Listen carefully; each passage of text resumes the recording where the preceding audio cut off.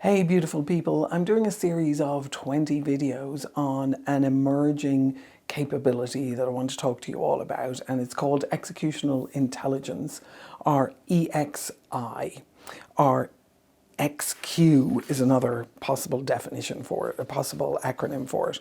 And so in this one, I want to talk to you about executional intelligence, how to define it, how to think about it, how to use it, how to apply it, and how it differs from simple strategy, tactics, planning, and personal productivity, but has a huge impact on overall company performance, team performance, and allows you to be able to deliver successful projects and in certain instances also get yourself promoted, engage more effectively with your work, and deliver more measurable value. In this video, I'm going to define executional intelligence, and I'm going to explain to you why it's becoming one of the absolutely essential capabilities for the 21st century. And the reason for that is our ability to be able to execute across the globe through many disciplines between humans and bots, because that's eventually where we're headed in the next 3 to 5 years, is going to be more and more important, particularly as we try and pull off more complex projects. So executional intelligence is something that I think you're all going to find super interesting and hopefully very valuable as well.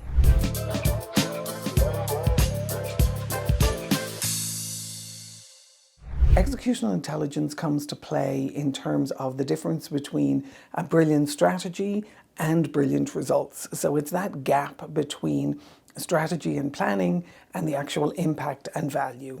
It's also the reason why some leaders are consistently able to deliver value and why some just get stuck and bogged down in the entire process. I'm going to define what executional intelligence is, and I'm going to see whether or not it resonates with you and whether or not you have some elements of it, which I'm sure you do, and how to begin to think about it, observe it, and leverage it to your advantage. I'm going to also talk about why some teams fail and it's not what you think it is. And I want you to be able to understand the 4 components that make up executional capability.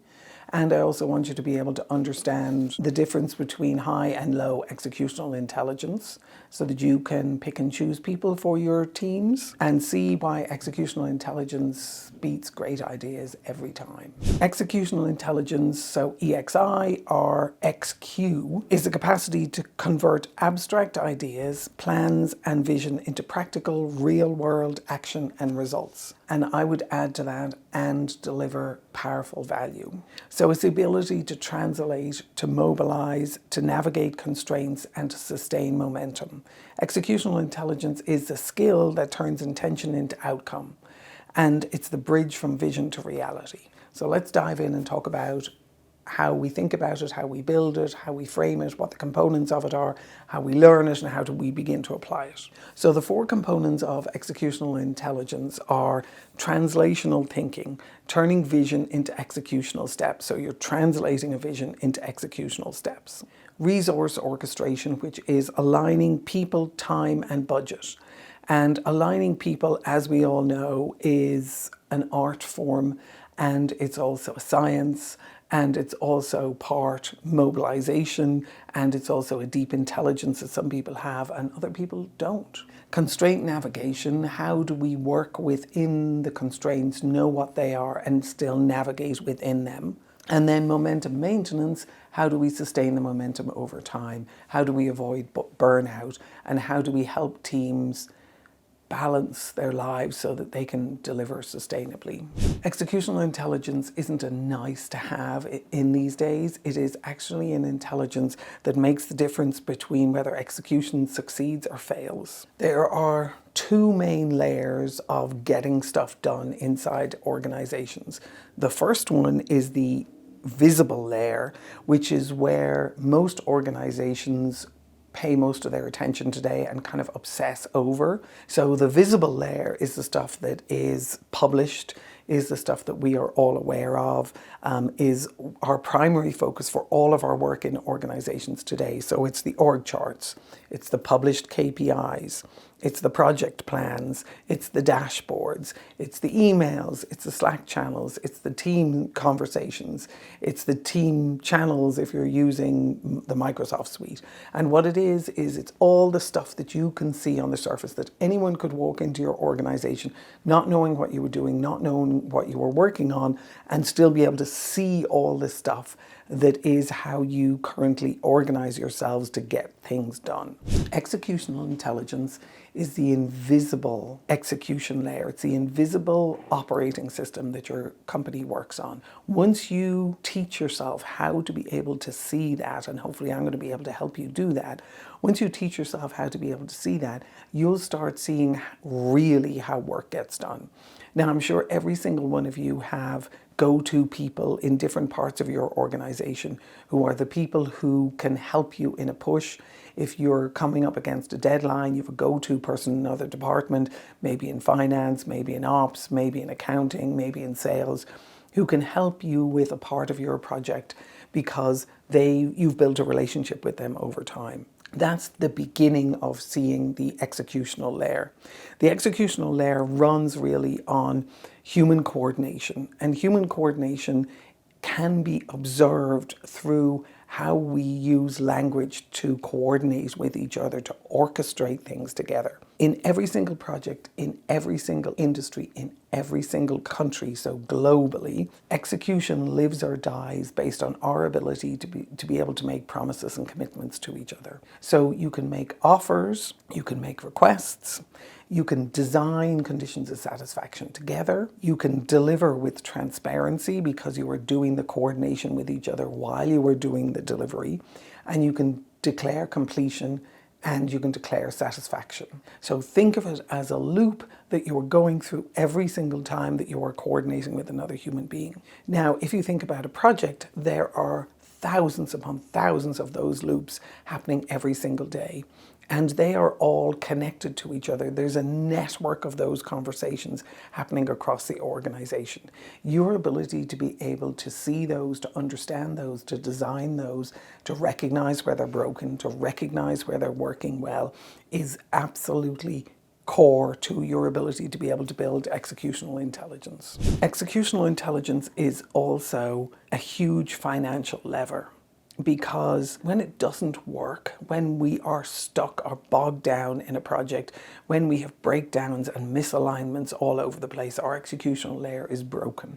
And when that happens, we are hemorrhaging money from a project, from our project budgets. The Project Management Institute says that organizations lose between 20 to 40% of their project budgets to coordination failures. So if you think of the execution layer as being the orchestration and the coordination that needs to happen for the project to be delivered successfully, and you recognize if that layer of action and that layer of capability is broken, we are losing 20 to 40% of our project budgets. This means that in $1 million project, we're losing 200 to 400,000 in execution inefficiency alone. EXL is not just about performance, it's about protecting your bottom line, it's about delivering your project on time, it's about delivering your project in budget. Executional intelligence also drives measurable impact.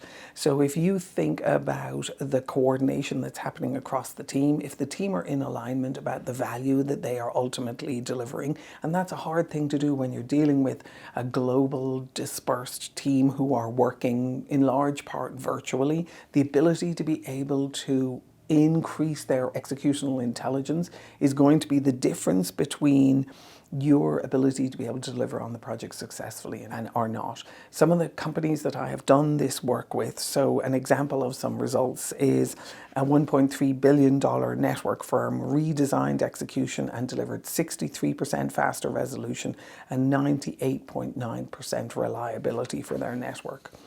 A $4 million tech org realigned their customer promises and delivered on time, on budget delivery with zero escalations, which is absolutely almost unheard of in the industry. And then a $1 billion manufacturer restructured their IT execution, 66% faster turnaround and 12.5% cost savings with 7% fewer people needed. Now, I'm, as you probably know if you've listened to this channel at all, not in the business of reducing headcount, because I think that as we engage AI and as we work in this new era where AI is going to be our thought partner, our helper, our ally in whatever it is that we're doing, I think that a lot of our jobs as they stand today are going to disappear, and we are going to be doing work that is more creative, more intelligent, more innovative. So when we reduce people in an IT execution project, it's moving them to go and do something that is more productive and more valuable for their customers, not just simply headcount reduction. So these sort of results are not anomalies. These sort of results are the kind of things that you can produce if you build your executional intelligence and you build the executional intelligence of your organization. I run a number of different programs for people. One of them is a program called Get Promoted.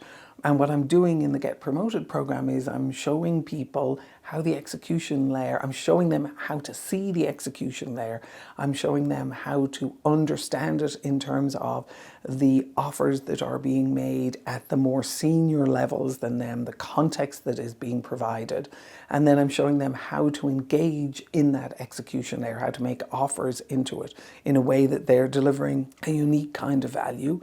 With that understanding of the execution layer, they're now able to see where their particular interests align with the work that's being done. They're able to make powerful offers that have to do with their own capabilities, their own passions, their own interests. And by making those valuable offers, they're actually stepping up into a space where other people are able to see what they can bring and what value they are able to deliver.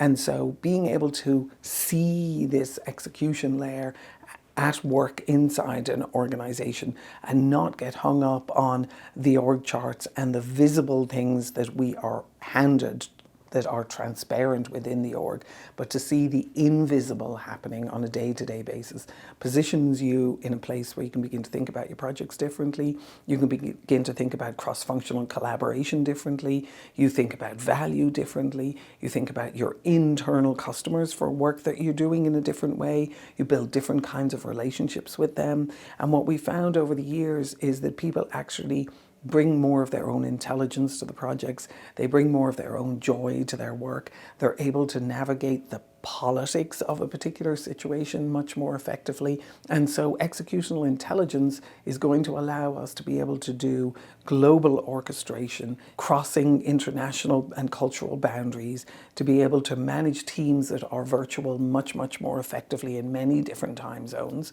and also allow us to be able to deliver more innovation. In my book, The Innovation Mindset, I talk about this executional intelligence as a very practical tool for delivering higher levels of innovation. Because what we've seen consistently is if people are to a certain extent left to their own devices to be able to contribute and to make offers and to design value together with their internal customers, their capacity to be able to bring innovation to market is much greater. If we are working purely on a task basis and we're micromanaging people right down to almost lines of code, then what we're doing is we're actually driving out that executional intelligence, and we are trying to work around it because we don't see it and we don't understand it, and we are just becoming more controlling and more micromanaging. And when that happens, we are actually driving out the innovation. The executional intelligence allows us to have that innovation bubble up in an incredibly powerful way. And so it's very consistent with a lot of the other videos that I've done around innovation, very consistent with my passion and focus and purpose, which is to allow people to be able to bring their innovative capacity more effectively to market in service to all of us. So as you think about the execution layer and as you start beginning to observe it for yourself, let me know how that is working for you. Let me know whether or not this makes sense to you. I have a free white paper that I think that you will enjoy to help you think about this for those of you who learn through reading or through self-reflection, which all of us do.